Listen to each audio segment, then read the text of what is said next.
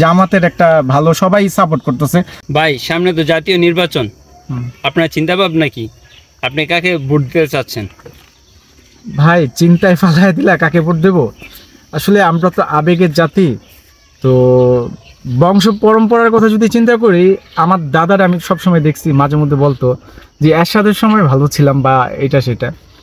তো আমার দাদা মূলত আর কি কোনো দল করতো না। আর পরবর্তীতে যখন তখন ছোট ছিলাম, একটু বড় হয়েছি, আব্বারে দেখছি, আব্বা সবসময় বলতো বিএনপি বিএনপি। তো আমরা যখন 2007-08 যখন আমরা বড় হয়েছি, তখন একটা আওয়ামী লীগের একটা ভালো একটা জোয়ার ছিল, কঠিন জোয়ার, যে জায়গায় আওয়ামী লীগ বাংলাদেশের 70-80% ভোট পাইয়া বাংলাদেশে সংসদ নির্বাচন হয়েছে। ও আওয়ামী লীগ ছিল 15-16 বছর আমরা দেখছি। তো আমি এই বিষয়ে কথা বলতে চাই না। এখন যদি বলি, আওয়ামী লীগ তো এখন আর মার্কেটে নাই বা দেশে নাই। ওনারা আগামী 2-4-10-15 বছরের মধ্যে আসতে পারবো কিনা তাও জানি না। তা আমি ঘুরাবো না, পেঁচাবো না, আমি ডিরেক্টলি বলি একটা কথা। আমি তো আসলে বাংলাদেশে আর কোনো দল বা ওই যারা ছিল ছোট ছোট দল ছিল কিনা আমি জানতামই না। বিএনপি ছাড়া, আওয়ামী লীগ ছাড়া আমি আর কিছু দেখিই নাই। আমার একটা ভোট, আমি বাংলাদেশের নাগরিক, ভোটটা নষ্ট করা আমার ঠিক হবে না, কাউকে তো দিতে হবে।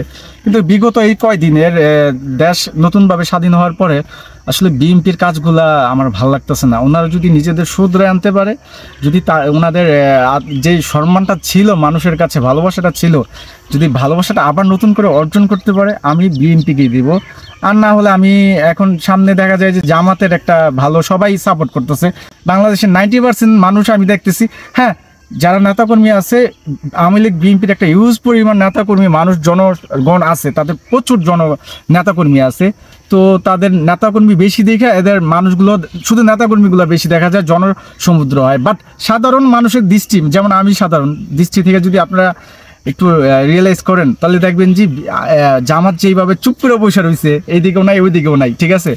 তো জামাত একটা ভালো একটা পার্সেন্টেজ নিয়ে যেতেছে, আস্তে আস্তে গোপনে মানুষ জামাতরে ভোট দিব। তা আমি আসলে এখনো সিদ্ধান্ত নিতে পারতেছি না, সামনে আসলে ক্লিয়ার হবো। কারণ বিএনপিতে আমার ভাই বিরাদার বা আওয়ামী লীগেও আমার ভাই বিরাদার অনেকেই এই রাজনীতির সাথে জড়িত, বিশেষ করে আওয়ামী লীগ বিএনপি। পরবর্তীতে এখন তো বিএনপিতেই অনেকে, এখন কি করব কি বলবো মাথায় ঢুকতেছে না। বাট যদি সবার যদি চিন্তা করি, তাইলে এখন জামাতটাই মানুষে, মানে সাধারণ জনগণ সাপোর্ট করতেছে।